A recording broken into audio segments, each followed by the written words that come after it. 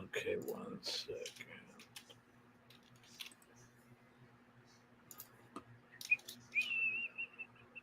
Commence primary ignition.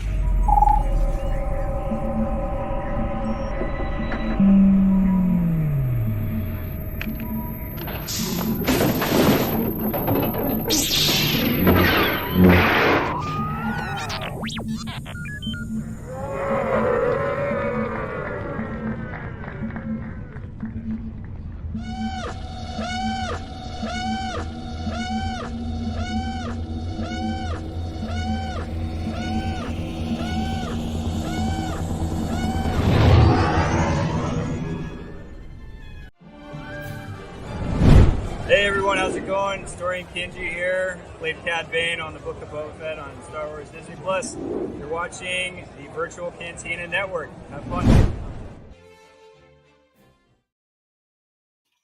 Howdy, Rebels. Hi, everyone. Happy Monday. Woo, we are back with the art history portion of Star Wars Rebels. Exactly. It's a little My less favorite. pew-pew and more uncomfortable conversations with Sabine and a creepy old dude. Voiced by Malcolm McDowell. Yeah, Yes. super random, but a fantastic guest star nonetheless. Yes. We'll give everyone a little bit of time to Sarah. join us in the chat. Hi, Sarah. As we are 2 weeks out from the family vacation. Can you believe it? TikTok, it's I know. coming. It's happening so soon. That's what's so I'm crazy so about it. excited for you guys. I really am. It's gonna be a And good time. I just got my white Lothcat tiki mug in from Batu East, and it's so cool. I have the box over there, but I don't know if you want me to get it or anything like that. Yeah, why not? We'll wait for people to come in. All right, I'll grab it. Yeah. Hold on. As I'm trying to load Disney Plus and make it work, nothing wants to work. Nobody wants to work. Hi, Spencer.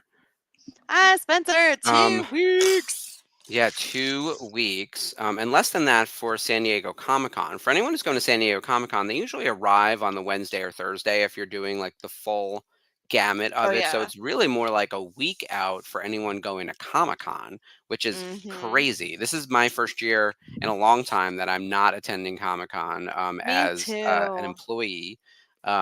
So I will be there on Saturday and Sunday, and then off to the family vacation stuff immediately after.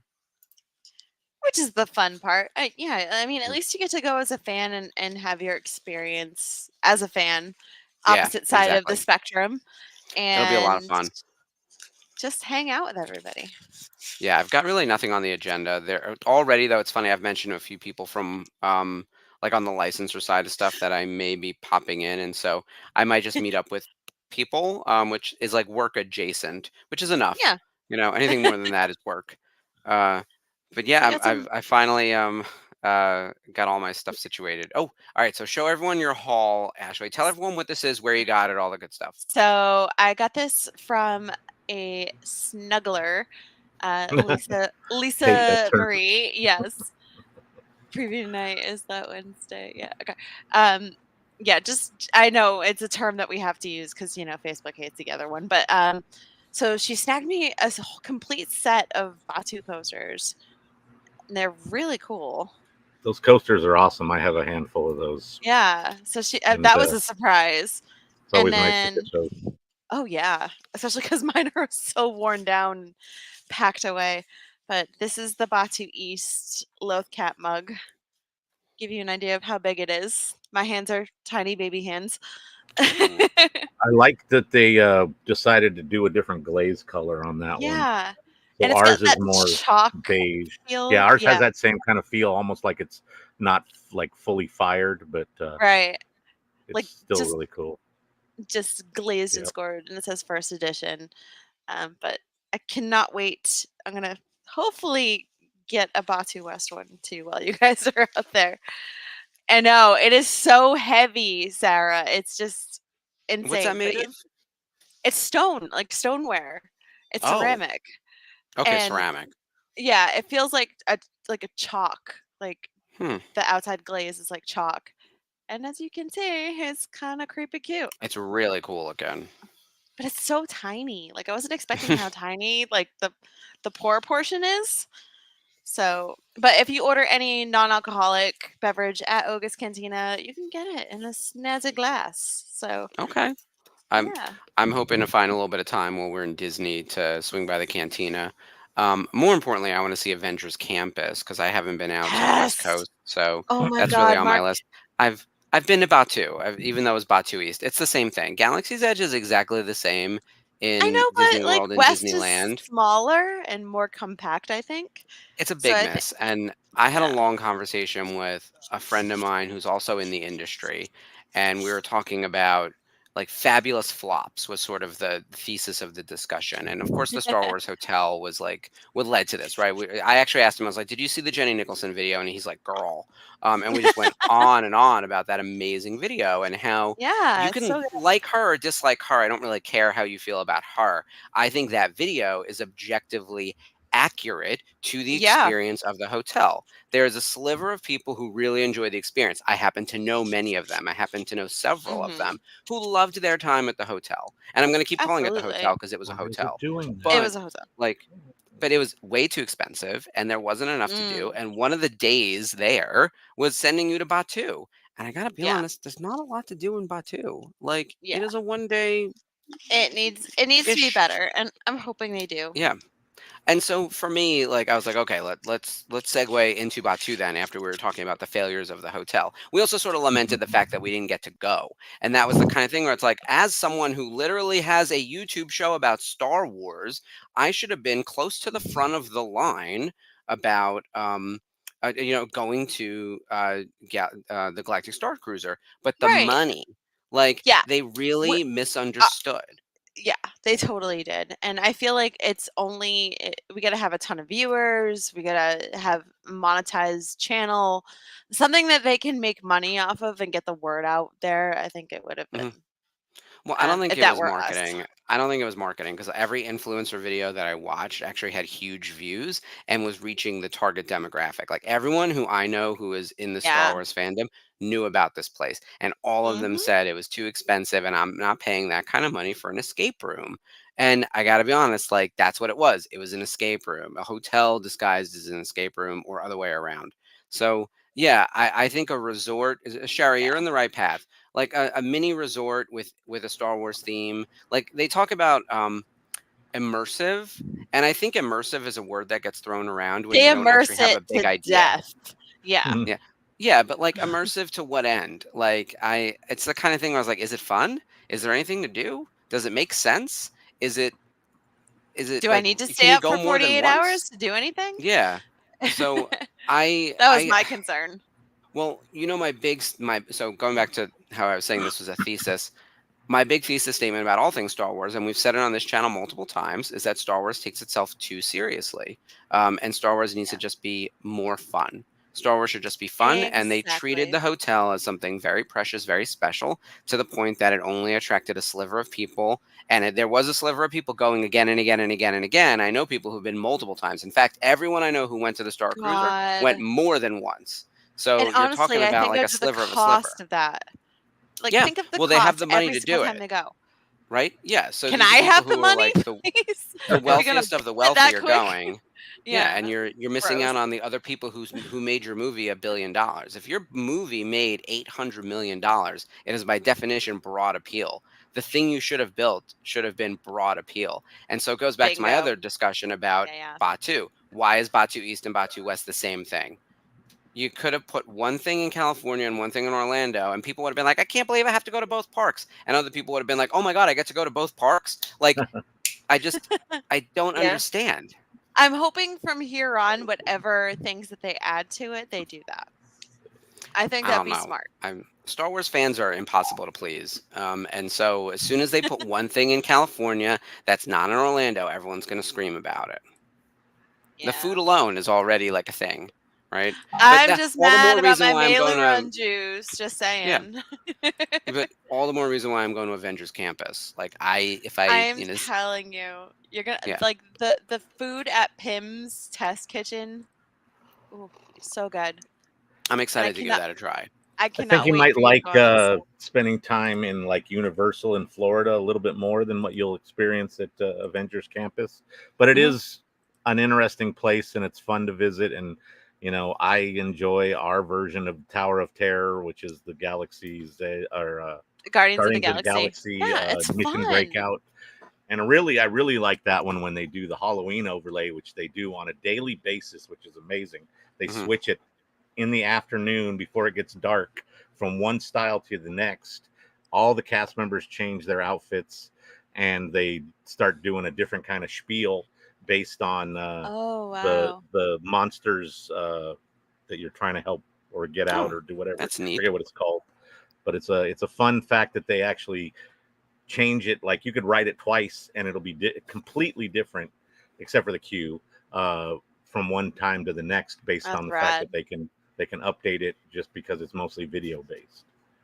So that's really, really cool.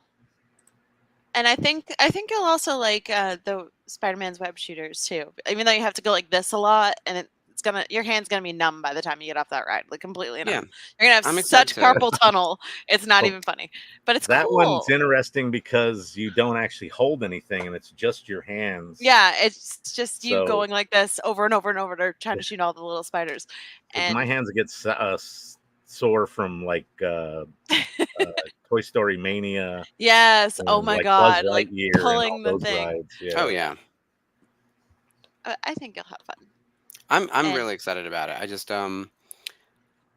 I don't need to see as much of Batu because I've been, One of my favorite things though in Avengers Campus is the demo that Spider-Man does. Yes. So, oh my seeing God. him The stunt droid. Yeah, the stunt droid, which Grant Imahara, who just had the anniversary of his passing, unfortunately, Yeah. 4 helped years. design, is an amazing feat. And the way that they incorporate that into the show just works so well. And it's a lot of fun to watch. And so if you have a chance, hang out and check out Spider-Man on the rooftops for a few minutes and then move on about your day. Yeah, I've seen a lot of videos of it. So yeah, it's cool checking out all the Easter eggs too on the walls and there's tons of little things incorporated, and the entire land is basically taken over by the web slinger spider bots from the ride, basically. So and that's one of the cool things about the ride itself is that you travel through parts of the Avengers Campus while you're on the ride. So you get to see, and like you're inside the kitchen in Pym's Test Kitchen. You're cruising around through the building where the Quinjet is. It's a lot of cool kind of incorporated elements from the land into the ride. Yeah, that's what I loved about it. It's just you walk around a corner, you have like graffiti from Miles Morales, which is so cool. You have like the SSR parking for P. Carter. It's just things like that just make me happy. They also the Doctor Strange photo op area. It's that so that cool. little show is pretty cool. Unfortunately, I've heard things that they were gonna cut back, and that was one of the things they were cutting back on. Man, no. One of the things they really did well is the amount of character interaction that you get in that land by itself. There's Thor and Loki and Captain America and the Dora Milaje and Ant-Man and Scarlet Witch and everybody walking around left and right. So like you could walk one way and see some superhero and interact with them, and then come back the other way and see another person. Do a stunt show up the top. It's so one of my favorite things was during they were doing the What If series, right? And they did the zombie characters, and literally that weekend after that the episode dropped with the zombies, they had a zombie Captain America as a meet and greet, which is the amazing. freakiest thing ever. Did you get a photo with him? I got photos or video of him. He was very much in character. I think I might have came at the end of their time frame, like they were trying to usher him away or something. I don't remember, but I have video somewhere of him. He was pretty hardcore. Freaky. They do a good job with that. And actually what's funny is it's one of the things that's missing in Star Wars Land. That's what I meant. Like, there aren't a lot of characters walking around. It's a giant miss. People want to get pictures with Luke and Leia. We were kind of promised that, and We were stumbled promised with droids. Galaxy's Edge, and then they sort of picked up the slack with Avengers Campus. Look, I remember all the things they promised us. I was told there'd be droids walking around. I was told a lot of things. Did get the little weird BD droids recently, which are a lot of fun to see and interact with. They're so cute. They will kind of do some fun little interactions with you, where they like scan you while you're taking video and photos of them. So that's cute. kind of a fun little thing. Yeah. And they walk around on 2 legs, which is pretty amazing. I like when they do the little jump, like they kind of hunker down. And, they do a lot of like fun little movements, and they look like little toddlers wandering around because they have those short little legs, and they're inquisitive. Well, for anyone who's going to be at Disneyland, I bought the pass that includes Avengers Campus and all the other. It's the 2-park, whatever. Yeah. So I definitely plan on spending a significant amount of time in Avengers Campus and doing things that are not just in Batuu. So if anyone wants to tag along with me, obviously come find me. I know there's a handful of Pixar people. Pier. Ooh, yeah, it's a good area. What's that? There's a handful of people that are doing like the day before in one of the parks, or a park hopper on another day after we do it, or whatever. So yeah. But you get to go to Pixar Pier and check out the boardwalk games, and you get to go to San Francisco and hang out with they just Baymax. opened that area. It's gonna be so cool. They rethemed the like Fisherman's Wharf area that they used to have, which was sort of reminiscent of San Francisco, into San Francisco, which is they updated the bridge and made it very much a scaled down version of the Golden Gate. They have May and her mom there from Turning Red as well. So they want to meet them. I finally watched Turning Red and I loved it. Some cool character actions there too. Yeah, that park is a bit of I think a little bit better when it comes to some characters. Cool. Yeah, I'm excited to meet them. I love Inside Out 2. I love the original, but I just saw Inside Out 2 and it was amazing. I loved it. I loved it as much as I loved the first one. So I heard that Maya Hawke is in it, and I love her. She's got a majority. Anxiety. Yeah, she's very featured in it. She's like that new emotion is.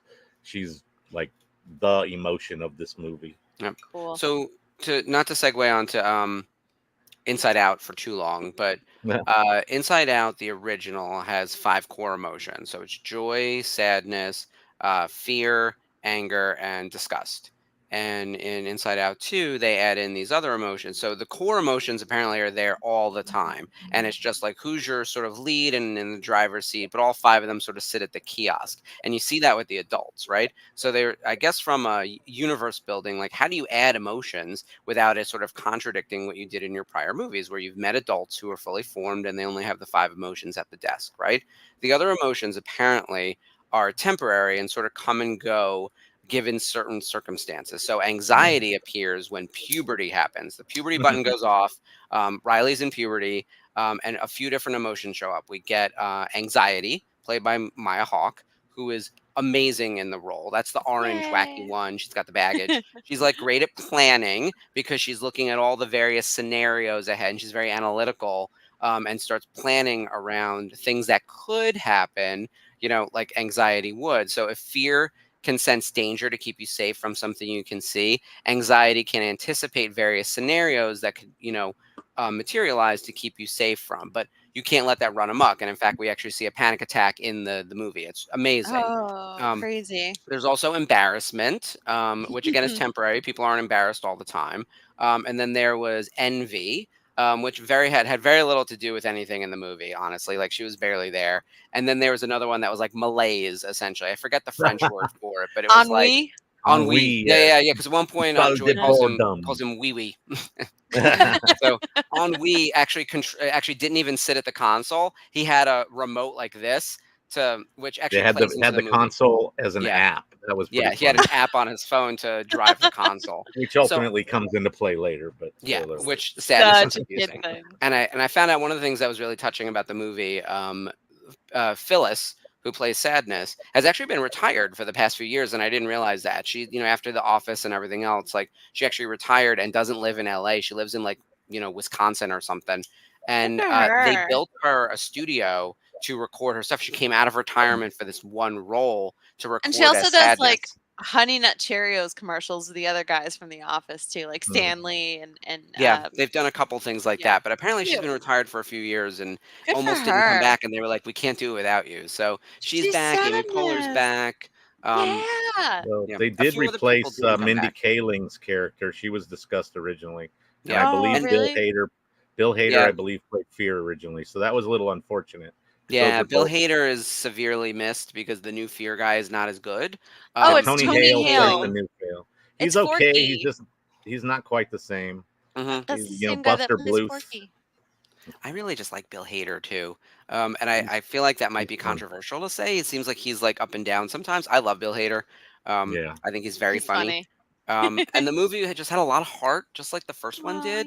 So I don't yay. know. Pixar's back, man. I mean, it's also like a Yeah. little bit soul crushing though, because like Seeing Red and Soul didn't get theatrical releases, and neither did Luca, I and all of them love were them. wonderful. So it's So kind of crazy that good. like Inside Out is in the theater when those movies didn't get theatrical releases. And I realize some of it's pandemic, but it's like But this you know sucks. what? They'll be cult classics, I think. I Especially guess like I don't Soul. know, I love man. the soundtrack for Soul. It Yeah, it won an Oscar yeah. for With Trent Trent Reznor, Reznor, Atticus Ross, and John I Baptiste. talk about a Mad Libs come Yeah, to and life. it's so cool.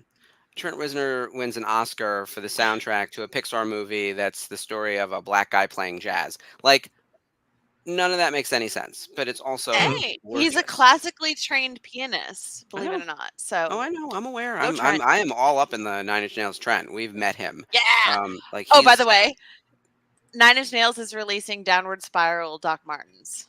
4 pairs. oh, okay. I gotta look into Yeah. that. I don't really wear Throw that Doc out there. But Martens, anyway, but yeah. I do because I'm forever 90s forever. But whatever. Because I'm looking at the time, we're going to start our Yeah. episode at 9:30 for everyone who wants to actually watch along the watch along. Yeah. We're doing Wolves in a Door, which is a very exciting season 4 episode, and it Such gets a us good closer episode. to the world between worlds. But we have a few minutes to talk about what's going on in Star Wars news. And I don't think there was anything Yeah. big this week other than the fact that all eyes are on the Acolyte because, girl, it's tomorrow. I'm going to say that last episode, now that the spoiler thing is off and we're getting ready to start the finale episode tomorrow. Mm-hmm. Whew, that last episode should have been titled Soul Fucks Up because Yeah. it's just so like, what are you doing? Oh my god, this is insane. Like the entire time I was like, Yeah. It's interesting because I think we saw most of the action of that episode already, just from a different point yeah, of view. right. But the Wookiee fight scene, props to Jonas and whoever the stunt people Wow. were and everyone else. That fight was unreal. And Killer. Absolutely the killer. the big takeaway is point of view, right? Like who's in the right, who's in the wrong, and it all comes down to point of view. Are the mothers and the witches even doing dark side magic? Who's to say? Would they have actually resisted against the Jedi? It looks like the one mother was going to let the girl go. The other mother, not so much. But like Yeah. the Jedi are largely responsible for the deaths of these people, which is why the young one drinks his juice and kills himself earlier in the season. So Yeah. I like that the mystery is being resolved. It's also just infuriating to see the cover up of it all, right? Yeah. Which I guess we're going to get to more of in the next episode. Vernestra Rowe, it was seen in some type of formal attire, meaning she's probably going to visit the Senate or someone, and The she's going to have to put council. together the press Yeah. release of this Yeah. bullshit. So And as we've learned in the High Republic, she's kind of taken over from her master Stellan Geos about being the Jedi PR person. So she's going to put on her, White House press secretary uniform and go, prevent a crisis from happening.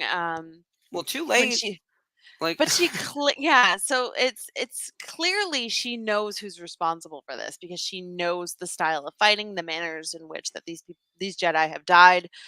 She knows what's going on. There's way more. Speaking of like cover up of what Soul has done, there's a cover up to what Vernestra has done, well, and I'm just calling it now.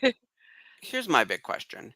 Okay. How do the two main things come together and make sense. So you've got the crisis where these two girls were taken from their family, and that whole planet was well, I guess they were there. That whole group was genocided, right? And the Jedi are largely responsible for it. What does that have to do with Manny Jacinto? Is still the big overarching question. Like Right. these two mysteries are moving in parallel, and they've intersected only because the characters have intersected. The story has not intersected yet, and that's why I'm like struggling at the moment as to how this is going to wrap up. Yeah. Like, I'm what's curious Manny too. Jacinto's connection to the women of that coven, or these girls, or the connection to the dark side, or whatever? Like, nothing's even really been hinted at enough for me to make sense of it all. Like, And that's why I hope tomorrow's episode is longer than like 35, 40 it minutes. needs to be an hour and a half. It does, because Yeah. there's so many loopholes, unless they're planning on doing season 2, which it doesn't sound like Leslie Headland is going to. It needs a good resolution, and unless they're intending on scheduling continuation in some way, be it in book form, be it in another show that's not The Acolyte, it's got to wrap up somewhere. So Yeah. we need the resolution. I have a feeling we might get some something similar to Bad Batch, unfortunately, where we get some resolution, but there's still a ton of loose ends. Yeah. And it's hard to say, but like you said, Mark, it really needs to be an hour and a half. But I'm hoping it's at least 50 minutes long. Yeah, I can hang with an hour. I'm good. Yeah. Well, at this point now, everyone is dead, and the flashback should be over, right? Unless they show us one more thing we haven't seen. I will say there is something to be said of like long form storytelling that's linear. Like I like a mystery, and I'm usually not annoyed by time jumps and flashbacks, but this could have been chronological. Yeah. And I don't think we would have lost anything. I think if anything, we would have gained from it. I think we would have been in a better shape to understand people's motivations if this was chronological. And maybe then the only mystery we need to figure out is like Manny Jacinto's connection to all of this, because he seems to be attached to May from who, from where, from how, like, and why does he care so much, and what's his connection to these witches? Like, so I'm okay, Sarah. That's interesting. It's being billed as a season 1 finale. But I feel like they always call it season 1. Like even with Kenobi, they say season 1. Yeah. So I'm not holding my breath on that, but I want to. Yeah, that's what I heard as well, Sherry. Oh, A okay. contained season makes sense, and then to that end, like if it's set, look, they could Branches go deeper into out. the past, like or jump into the future a little bit. We can just keep following the ages of Kiani Mundi. So I do have a feeling we will get a little bit more flashback, not a full episode, obviously, and hopefully not a full episode, because those full episodes without any other context besides the intro, like previously on, was a little bit, I think, just over the top. Sarah gets it. I'm over flashbacks as well. Also, everyone thinks they're Quentin Tarantino now. Pulp Fiction was amazing because it did that 25 years ago. But we really are in this age of like everything is prestige television. And someone said, I don't know what we did, but like the model's broken. We shouldn't be doing 8 episodes of a TV show every 2 years. And someone pointed out Stranger Things. The Millie Bobby Brown just released an interview, and she said, "I was 10 years old when that show started. I'm 20 years old now." Like when I met her, she was 11, and it was 11 was 11, and it was literally she had just turned 12. Yep. This is New York Comic-Con 2016. It was crazy. Yeah, and they're closing out with season 5. Maybe next fall. I don't fucking know. I don't know. They're in the middle of filming right now, so. Yeah, I'll believe it when I see it. And they're going to break it into 2 parts. So, and I will say, look, season 4 was just to stop on Stranger Things for a second. If you add up the runtime of season 4, it's longer than season 1 and 2 combined. Like it's crazy how long it is. Like every episode was an hour and a half. So good, and it was so season 4 was terrific. And you know what? It could have been season 4, and then 6 months later, season 5, and then they could have done season 6 as like something later. Like they could have broken the. That season in half, really. But neither here nor there. I'm no writer in Hollywood. That being said, I'm really excited about Acolyte tomorrow and where we are. And if you want to watch along live and be crazy like the rest of us, we've got some breaking news. The boys who do our after show, so Mike and John and Bryce, will be live tomorrow doing a live reaction to the show as it airs. So join us at 8:45 Eastern. There'll be a link, as always, on the Facebook page. So aside from the fact that we have happy hour, people can then jump from happy hour to watch the boys live react as a show on the network, and then you can jump back into the therapy session afterward. You can vent to the rest of us of what you liked and what you disliked, and it's all good because it's Star Wars, and Star Wars is for everyone. Yeah, it should be a lot of fun tomorrow to Sherry see how it says, all goes along. Sherry says we could go back and get more Jackie and Yord. Girl, preach. So yeah, that's more Jackie for sure. Yord, yeah, I get that people like him. He was fine. Jackie, she was interesting. I'm more interested in Jackie. I also think that there's so much more to Vernestra that we need to see in this episode. Like, she really needs to be the driving force to close out the finale. But also, we need to unravel the mystery of Manny Jacinto. That is the thing that needs solving at this point. And I don't care if they never tell us about the girls Manny being a dyad of the mystery. Force or whatever. Like, Yeah. I don't care about any of that. I need to solve the Manny mystery. Exactly. Happening. All right. I think it's about that time to start our watch along. I was having some trouble with my Disney Plus earlier. That's what all that fiddling was at the start of the show. I was trying to get something to work, and I think it was just a desktop issue. So I have Disney Plus loaded on my phone, ready to go for the episode because I didn't want to get caught up like last week. And this time, good thing I checked; it would not load. So if anyone needs more time, let us know. But load up your Disney Plus. We're in season 4, episode 12, Wolves and a Door. Give everyone a minute to find it on there. It like, I don't know what it was. The Disney Plus interface was being super slow, and then it's weird. It wouldn't even spin. It just gave me an error message. It was actually pretty fast for me. I was like, "Whoa, what is happening?" Usually, I get the blue wheel of craziness. It's probably my computer over here. I probably need to restart this one. So I've got the computer, the laptop, the phone, and then the walkie-talkie over here. At this point, it's ridiculous. Sorry. This is Jedi art history class, kids. Yeah, get starring ready. Malcolm McDowell and Sabine Wren. Get excited. All right, let's hit that countdown.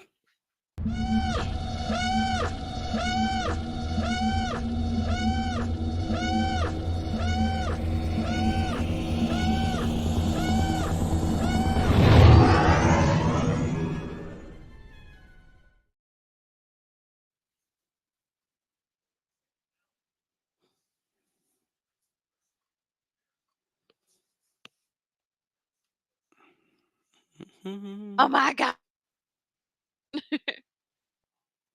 Making sure my subtitles are on. Yeah. The first few moments of the episode don't have subtitles, so I was like, where are my subtitles? And we got the white wolf.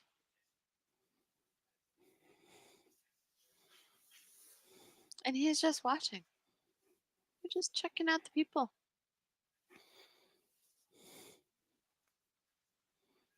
The Lothwolves gave it to me. You sound like a loon, sir. Came all the way from the north. Are you going to question the wolves, Hera? Are you really going to question the wolves? And Zeb, you should know better than to make fun. They got you there.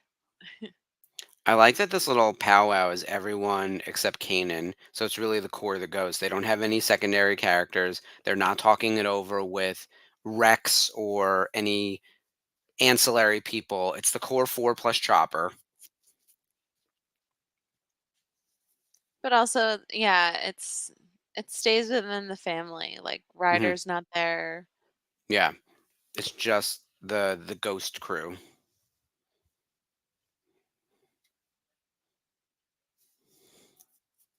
I like that Ezra has a more direct relationship with the wolves now. Yeah.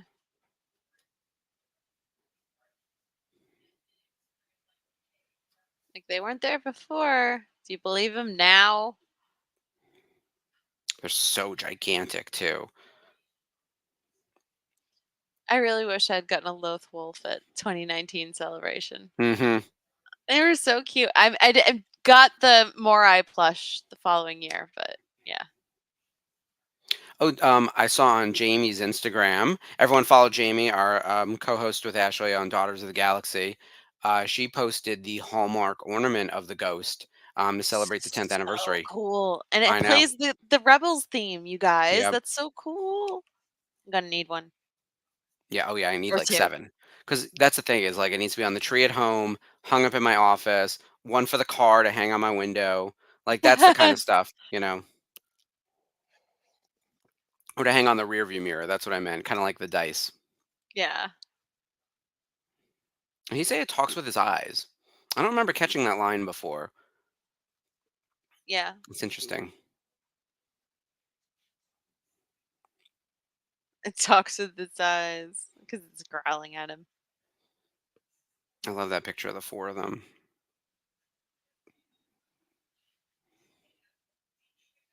Ezra, like, Hera needs to believe, like, be a little more accepting of the things of the Force. Like, you were involved with Kanan, you should know. But again, Kanan wasn't fully embracing. This chopper getting picked up in the mouth by the wolf. Yeah, look, Hera's fully on board. She's just always skeptical because she's the logical one. But Yeah. I like the Lothcats watching them. Like I said last week, I forget who asked me in the chat. I think it was Anthony. If the wildlife on Lethal was neutral, or if the wolves in particular were neutral. And I was saying I think they might have started that way, but they are obviously light-sided in this conflict. Like they know that the Empire is there to do bad things and to like have it would have devastating consequences. So they're actively helping our heroes. And not only that, like, they're tearing up the ecosystem. Yeah.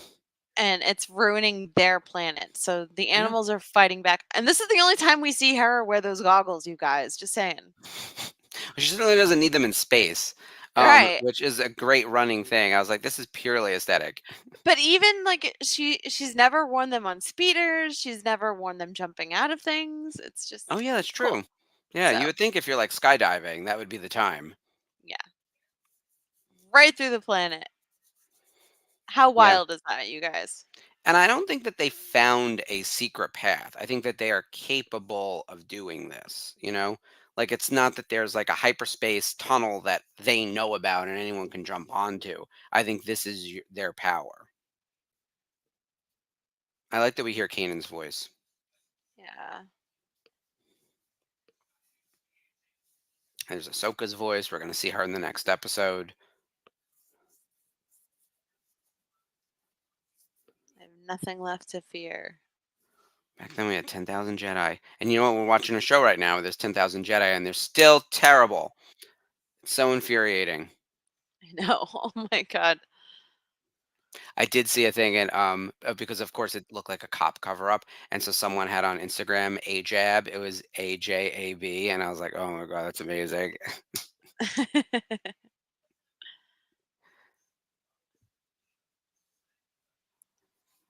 I ended up trying my goggles on like that. It works out pretty nicely.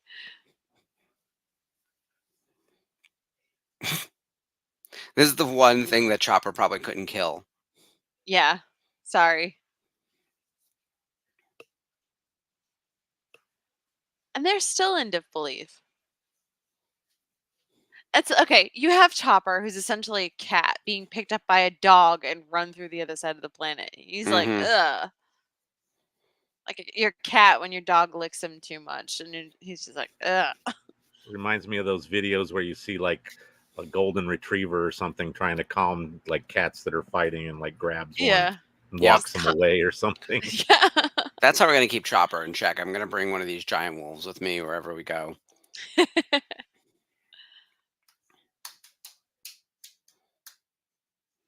I love that the wolves just dropped them there and are like, okay, you got it now? Let's go. Mm-hmm.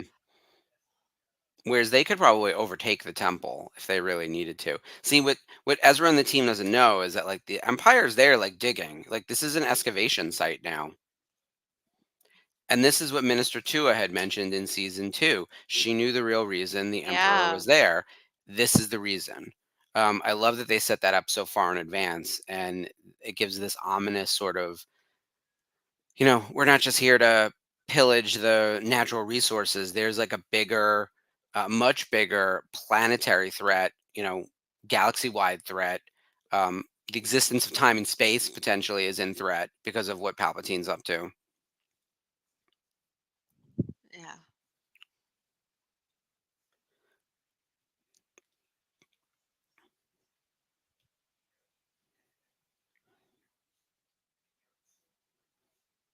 I like those lights, the big, like floodlights they're using. Right.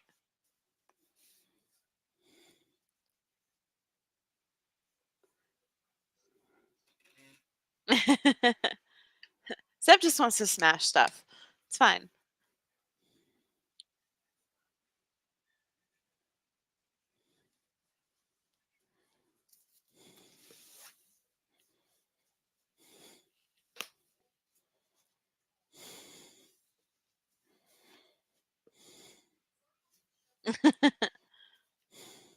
Crunch.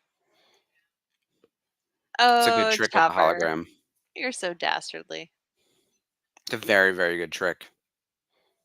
And we get to see Thrawn in this episode. There's a lot of like sort of cameo voices, having Freddie Prinze and Ahsoka and Thrawn pop in for this like hot second.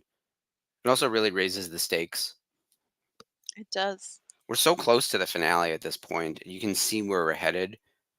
But I got to be honest, even when I saw the hands, I did not think Mortis. I don't remember what I thought because this is 5 years ago at this point. Yeah. But I was not sure. I was just like, oh, we're headed back to the temple. I'm not sure what that's about. And then we got to the temple and I saw the mural and I like lost my mind.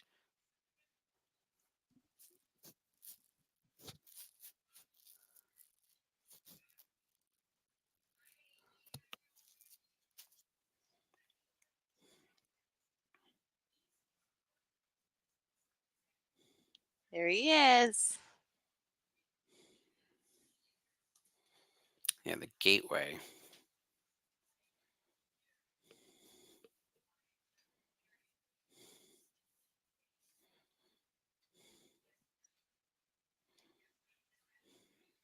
I will say one of my gripes about Rebels, and I have very few, as you know, I don't think the Death Troopers are handled particularly well.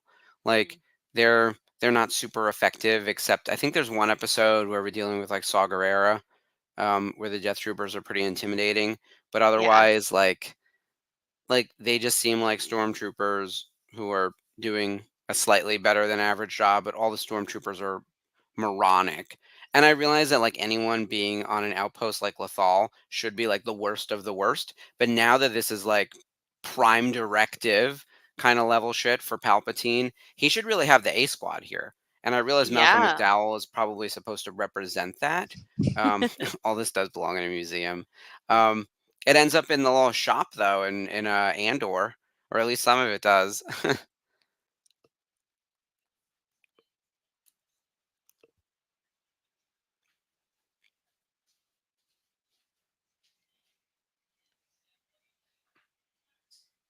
Can you imagine being Sabine and Ezra and hearing the voice of Palpatine? Yeah, that's Like chilling. that's got to be crazy.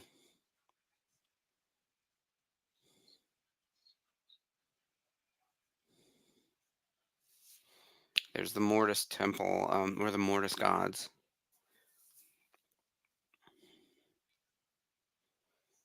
Hiding. Yeah.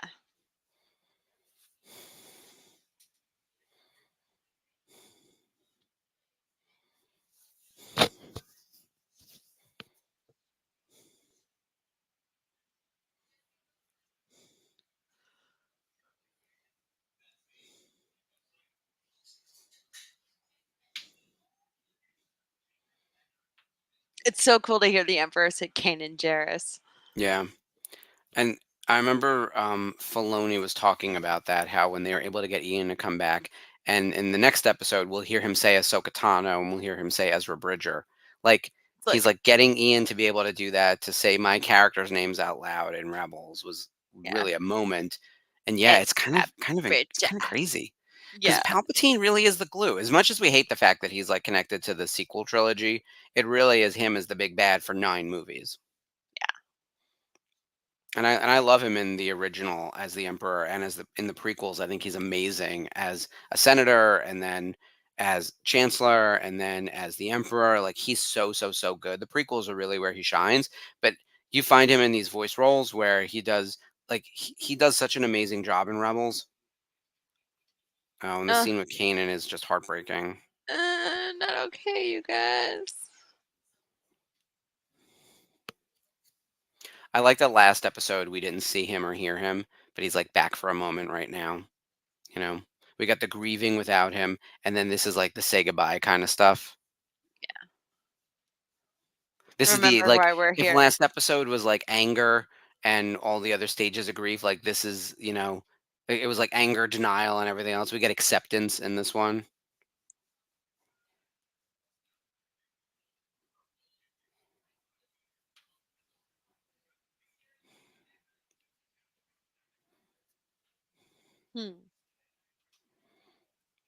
Yeah, they should have like double the workforce. Like, what are you doing? There should be 100 troopers down there, and it should be only the best of the best. I Like, know. that's the kind of thing that makes me crazy. So crazy. But look at how good that looks. Like, this mural is incredible.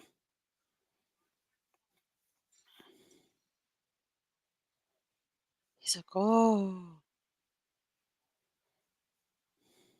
That'd be a good back tattoo for you, Mark. It's a lot. I'm still considering, like, just right here, like the Phoenix symbol, something, Yes. that for me feels like the right move. I'm thinking of covering up my Hogwarts crest with the Phoenix symbol. That would be a good move. Yeah. I feel bad for everyone with Harry Potter tattoos right now. I know so many people have had them for like 10, 15, even 20 years, and now they're dealing with like, what do you do next? But lots of people get revision to their ink. People get names covered up all the time. They change symbols into other things. It's not super uncommon. I'd love to get like a Rebels arm tattoo. There's this really funny guy. It's called Find Your Smile on Instagram. His name is Russell. He does phenomenal cartoon, anime, nerdy Disney princess tattoos, and they're so bright and beautiful. I'd love to get one from him. I like that ink is very egalitarian now, where it's like fun, silly, cartoony. Because it used to be people who had a tattoo. This is 25, 30 years ago. Scary, creepy, whatever. Like, Yeah. that really changed in a generation. I feel like Gen X had a lot to do with that. Like, they were very big into getting tattoos, and then became very normalized. Same thing with like hair color. Like, millennials color their hair like crazy, and so it became more and more acceptable. It's a good thing. Anything for like self-expression, I'm all for it. We actually just had a guy start at my office, and he had a little bit of ink on his arm, and I thought I could see. I was like, "Oh, can I see your ink? Like, it looks really interesting." And he flipped it over as a Nintendo controller, and I was like, "I thought so." I was like, "My laptop bag is the Nintendo controller. Like, it is that from when I'm a little kid." I was like, "We'll be best friends now." So I have a new friend in the office simply Do we just based on become the best tattoo. friends? Yep. Yeah, pretty much. And that's how easy it is at this age. It's like, Yeah. we got that one thing in common here in this office. Let's go. I will say, because I work in the industry I work in, it's very easy to walk in someone's office and like, did you watch Game of Thrones? Because it's work related, and then you're off, right? So that's the kind of thing where we geek out on that kind of stuff, especially on Mondays after like the weekend or whatever, when people catch up on their binge watch. Like, I was telling people, I'm actually tracking a little bit behind on House of Dragons, but I did watch all of Elsbeth, and so people are really into that, and like, well, we can't license that, but we should at least talk about like, if we were to, what would we do? Right. Yeah, I'm like now I'm 2 episodes behind on House of the Dragon, so that's good. I only watched the premiere, so I got to catch up. I'm like 4 behind. Oh, it's crazy. At the very least, I need to watch a recap real quick.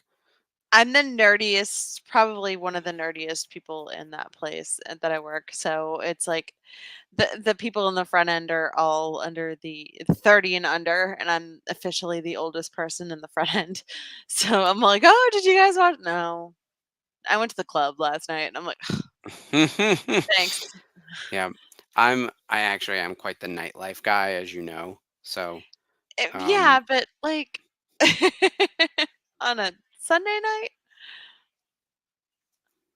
Yeah, I mean, it depends. Depends on the. Here's the thing: we had a heat wave this week. I didn't go anywhere or do anything. Still got it. Actually, I had a bunch of errands to do, and my parents closed on their house, and which is very exciting. And I did go to a meet and greet real quick at a like comic book shop to meet a WWE wrestler. That was very fast.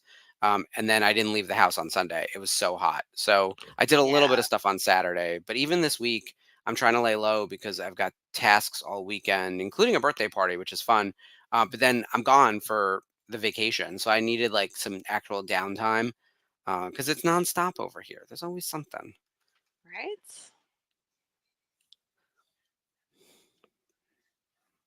Yeah, Kanan's telling you to listen.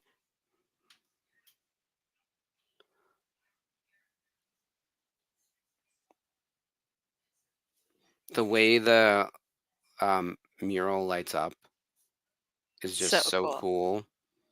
The animation style. I know that Dave said, Dave Filoni said they hired another animation company to do this like 2D artwork to go along with the 3D and how to make it like work within the construct of like the Rebel show. And then they like I don't know, layered it in or whatever. I'm no expert in this space. This is not my expertise. But he talked a little bit about it in Rebels Revisited, and this animation is just so cool. Like I wish they So would do cool. like a micro series or something like this where they just tell us tales like in this kind of animation. Yeah, it's kind of like the Sandman when they talk about the cats and Yeah, stuff in I'm waiting for episode that to come 11. back too. I'm so ready. They're in the middle of filming now, and from what I've seen, Yeah, I love the first season of Sandman. I thought it was spectacular. oh, love it. I've seen it at least literally 30 times. Oh, see, I watched it twice. I can't do more than that anymore, especially if I do a wraparound. I was like, someone give me the explainer, which I think we've talked about this, how our viewing Yeah. habits have changed. Like, I'm not someone who rewatches quite as much. And that's definitely because I watch the YouTube wraparound content, which then feels like we're repeating content Yeah. as opposed to watching something new. If I didn't watch the YouTube explainer, I could take on a whole new show. I'd probably be current on House of Dragons. But, this is how it goes. Probably, Or yeah. I could be exercising. Like How there's cool that is too. this? I love this. And the gold leaf design on the line work, it's just so cool. It's all so gorgeous and it looks expensive. There's how like animation within animation could look really cheap. This looks like they spent quite a bit of money. They poured money into season 4. I mean, it looks like a movie. So they went to a wolf sanctuary to film how wolves ran, how they moved, how they operated. And same thing with the Loth wolves. Like all of that was carefully thought out. And Dave loves his wolf sanctuaries, as evident by his shirt and his hat and himself. Yeah.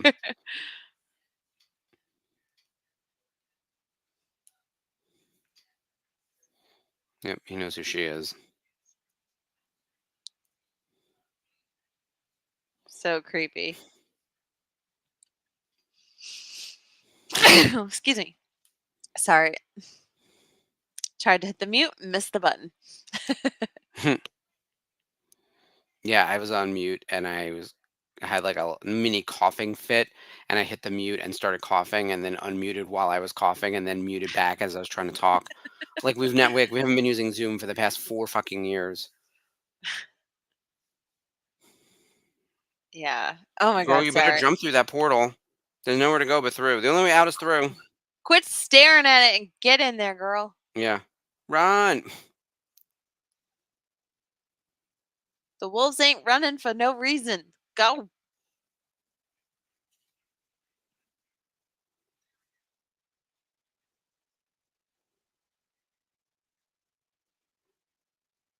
I like that they just crash into the wall. Idiots.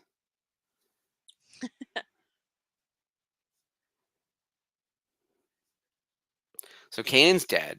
Ezra's trapped in a wall. Sabine is captured. Things are looking great. Oh man. Stuff is happening. It's quite oh my god, this cast list. Oof, I forgot with all the cameo voices and everything, there's so many people credited. Oh my god, let me out of here. Written by Dave Filoni. Yep, he handled the whole basically back half of the season, it seems. He knew where he wanted it to go. Yeah. Ooh. Wow. I mean, that's an episode, right? This is the kind of stuff that we've been building toward for a while now, where something serious, very serious, is happening on the planet. Everyone has to rally around behind it. I like that everyone gets to demonstrate some of their skills.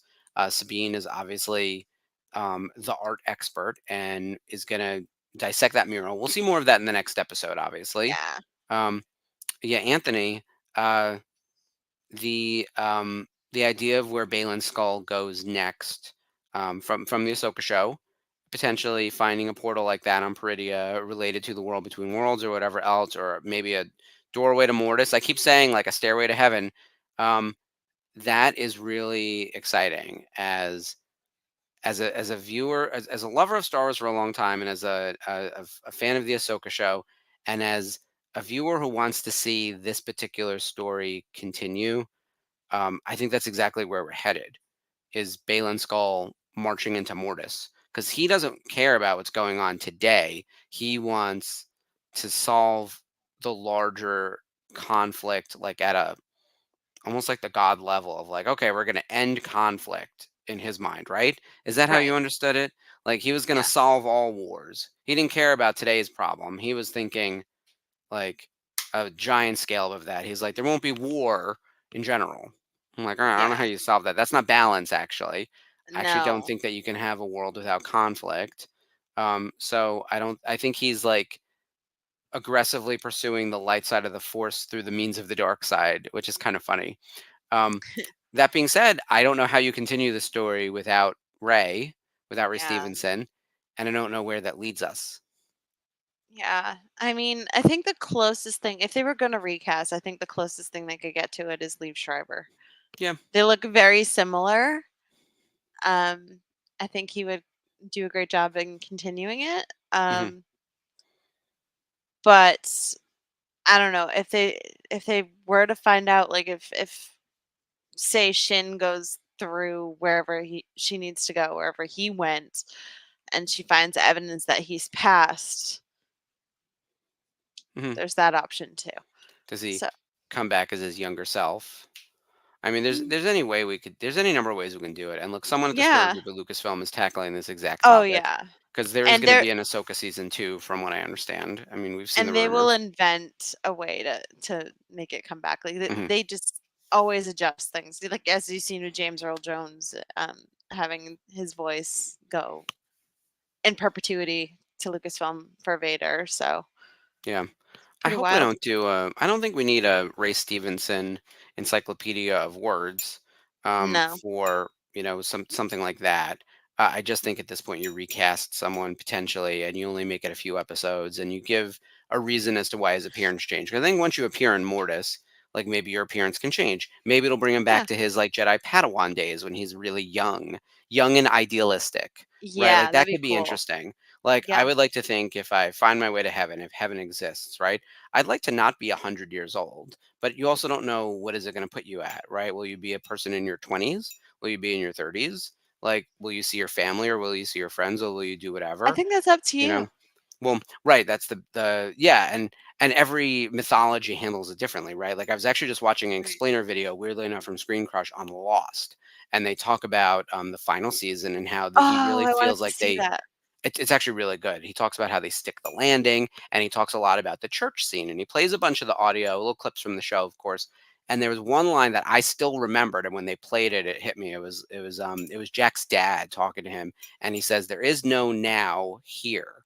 So like time just doesn't exist, which is kind of like Mortis, right? Yeah. Like the idea that like Anakin and Obi-Wan and Ahsoka were on Mortis for what seemed like days at a time, and so much happened, and Ahsoka was killed and she comes back, and Anakin like tames the son and the daughter, and this whole fiasco over 3 episodes happened, and Captain Rex is like, "Oh, we lost you there for a second," and it was like in the like less than a second they were missing on the map, but they had experienced like potentially days of their lives on this planet. So like that's really interesting. I think something like that, like Baylan going to Mortis and however he gets transported there being changed along the way, and maybe reliving days as like a Padawan, and maybe he can then actually get older, and you could have multiple actors playing him. There's like so many different ways into it.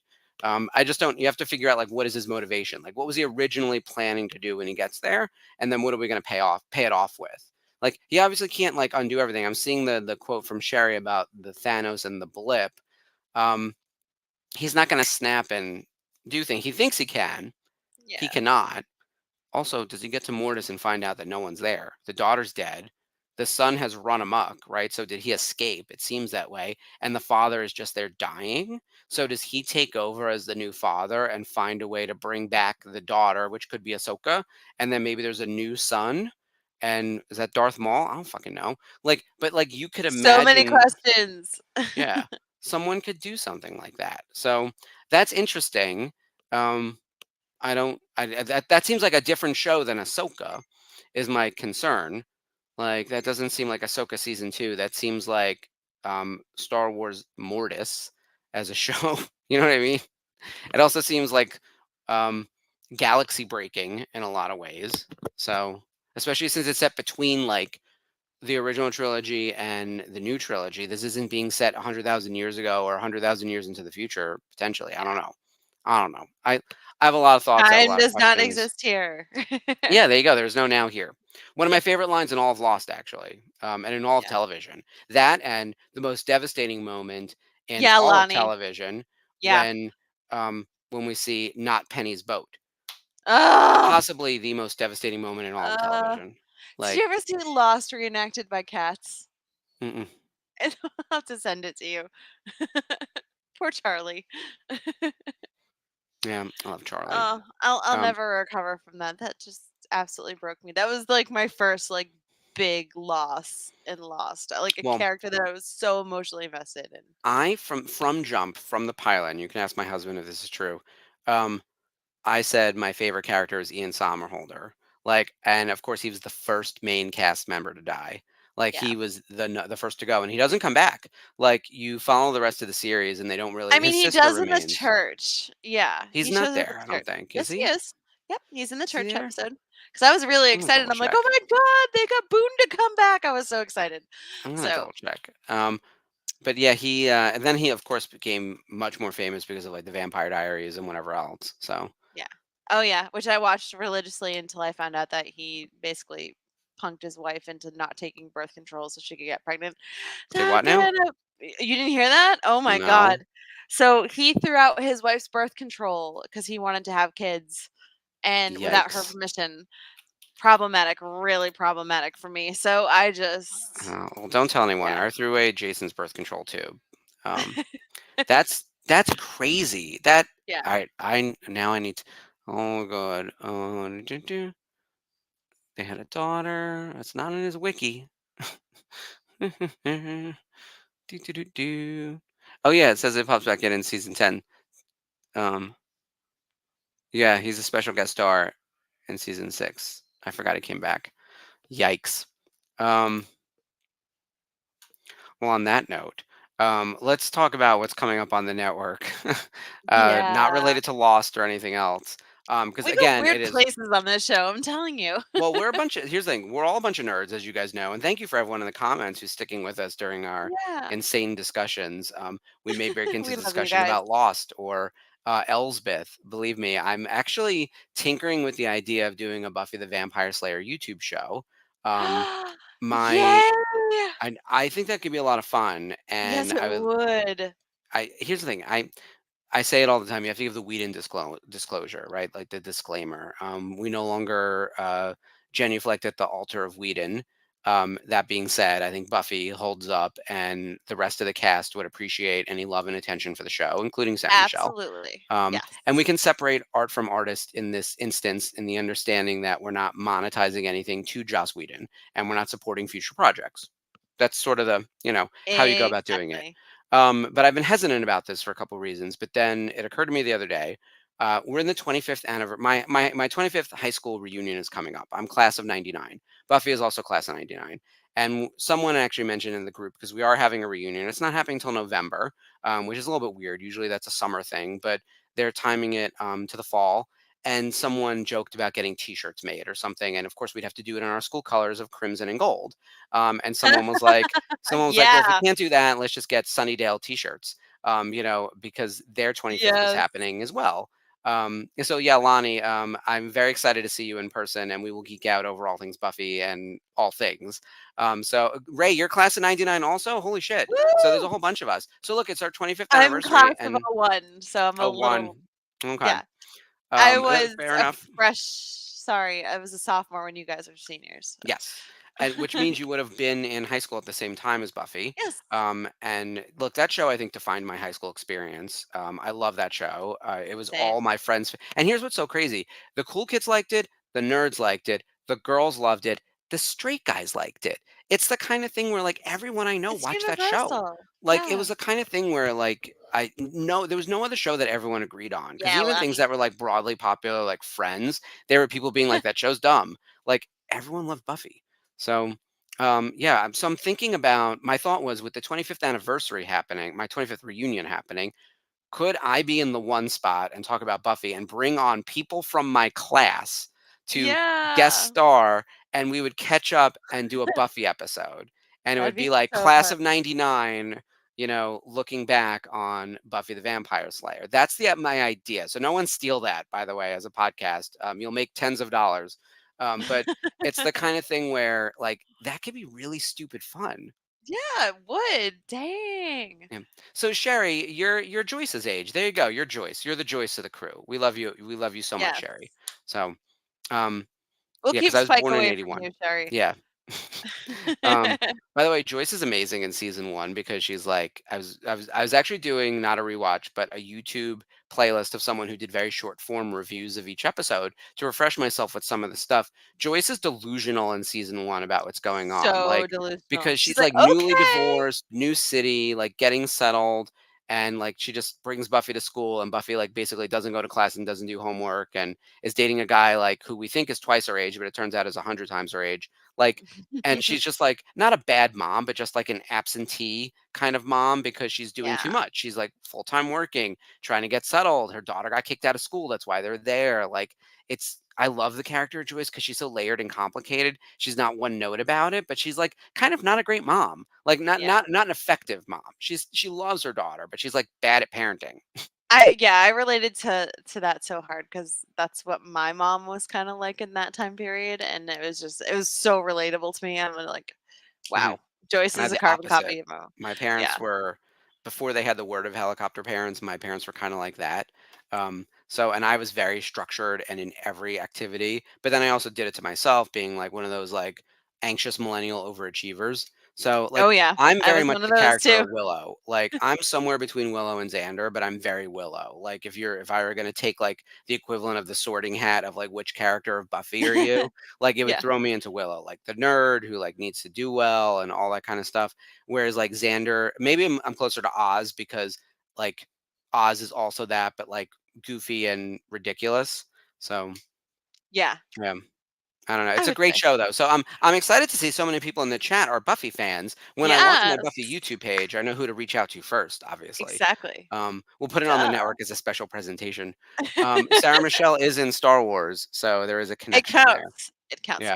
But And yeah, she's that's married to Freddie Prinze Jr. And also Seth Green is in Star Wars. exactly. It's a family affair over there. Um, Yes. all right, so coming back to actual Star Wars, what's going on the network this week? It's all about the Acolyte. So join us tomorrow for happy hour, followed by the live. We won't say watch along. The live reaction to the finale with the boys. So Mike and John and Bryce from the after show are doing the after show during the show.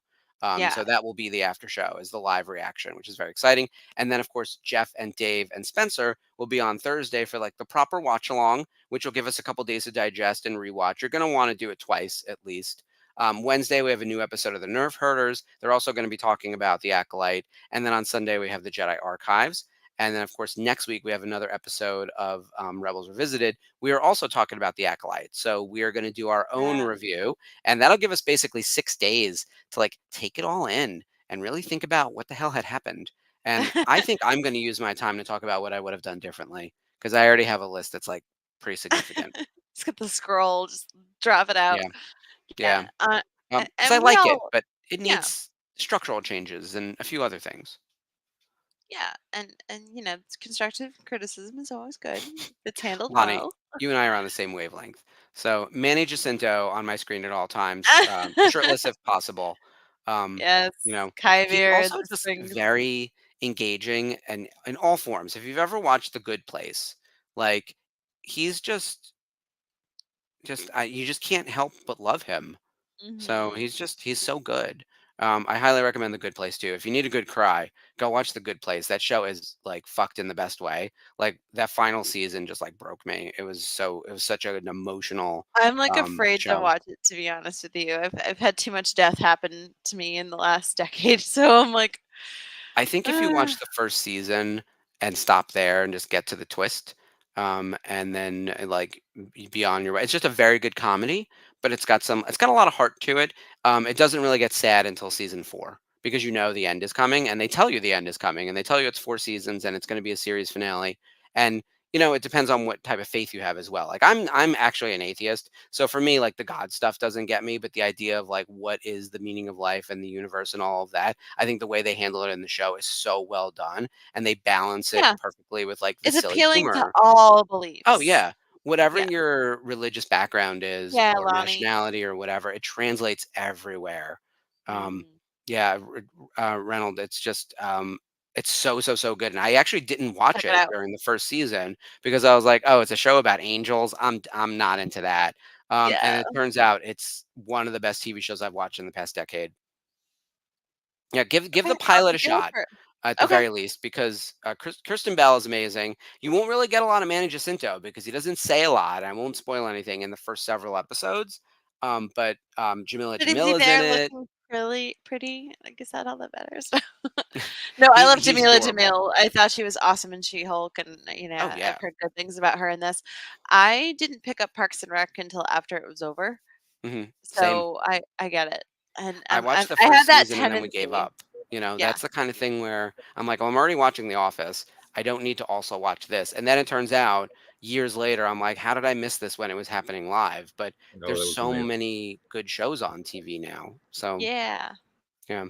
Well, Oh, I'm glad. that's what Look at we all these have. people in the comments talking about the Yes, TV they love. This is great. So we're gonna do a Good Place podcast also. we could do that. It'd be fun. Yeah, I it's gonna break remember me. San Diego Comic Con 2018. We used to go to this restaurant that was across the tracks from the convention center called Tin Fish, and it's next to where NBC and usually Comcast usually has their like big installments and stuff. And they had The Good Place there that year, Oh. and because it was just taken off and it was becoming like this huge thing, so they were like really throwing all their money at it. And I remember going through there, I was like, "I have no idea what goes on, but I just know they say Hmm. 'holy forking shirt balls' because I Yep. can't swear." That's You all I can't knew. curse in So, heaven. Yeah. yeah, so that's all I know. And Ted Yep. Danson was in it, so Ted Danson's incredible. It's the kind of yeah. thing where, Ted Danson's had a lot of iconic roles over the course of his career, probably best known for Cheers. But Yes. like to then 40 years later have a 3 leading Men and a role on Baby. a, Yeah. yeah, like, but to be back on TV for 4 seasons on an NBC show in a leading role, to be like, hey, I'm not just known for this one thing. Now I've also got this other thing, Yeah. along with all the other stuff I did. That doesn't really come around often. Sherry, if you watch Parks and Rec for anything, please watch it for April Ludgate and Ron Swanson. Ron They're Swanson, my snarkiest duo. I love them so much. It's what's her face? Aubrey Plaza and Aubrey's Nick, great. Nick Nick Offerman, Offerman. Yeah, they're and amazing. they're phenomenal. So it's so much fun. I promise you, it gets better. That's my favorite version of Chris Pratt as well. Yes, and Chris 'Cause Pratt is so goofy. he's the So Yeah. absurd. He's That, just the absurdest character ever. that's where and all the memes also come from. Retta. Hello, Yeah. Retta Yeah. is like Oh my God, Queen Oh Bada. Retta. yeah, she's great too. I They're love all. It's an Retta. amazing cast. It's another. Best Retta's in day an of the episode of year. Elsbeth. Mm. I Ooh, know. And interesting. Elsbeth does have a season long arc, but you could jump in and just watch the episode that Retta's in and be like, because it's a murder mystery. It's not even a murder mystery. It's not a whodunit. It's a how catch 'em. So like they show you the murder and who did it, and then you have to figure out how they're going to catch the person. So it's just like Poker Face Treat or yourself. Columbo. Oh, Yeah, nice. yeah. I Treat I always yourself. like Columbo. Mm, mm, mm. It's the best day of the year. Yeah. Retta's amazing in that episode, by the way. And yeah, Fun look, leather goods. I just love when she does that. Elsbeth. It's all about Elsbeth. Yes. All right. Wow. It is that time.